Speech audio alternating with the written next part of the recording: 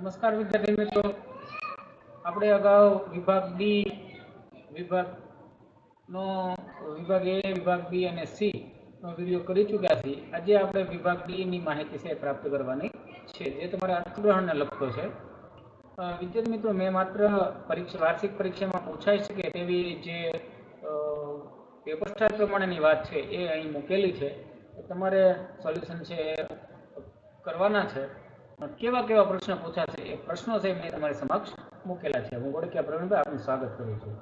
विद्यार्थी मित्रों, पहलू है निम्नलिखित पद्यांश को पढ़कर ससंदर्भ व्याख्या कीजिए. आपकी परीक्षा में जो पूछे जाने वाले हैं वो यहाँ मैंने बताई है, तो आप देख लेना. पहला है पद्यांश को ससंदर्भ व्याख्या. इसमें रहीमन, जीवा, बावरी और पांचवी है ओछो काम बड़े करे, ऐसे करके तो यहाँ मैंने बताई है. कुल 9 ससंदर्भ व्याख्या बताएगी. इसमें से आपको 2 पूछे जाएगी, वो आपको लिखना है. तो आपकी वार्षिक परीक्षा में जो पूछे जाने वाले की पूरी संभावना है वही मैंने यहाँ चुनकर आपके सामने रखी है, वो भी आप देख लेना.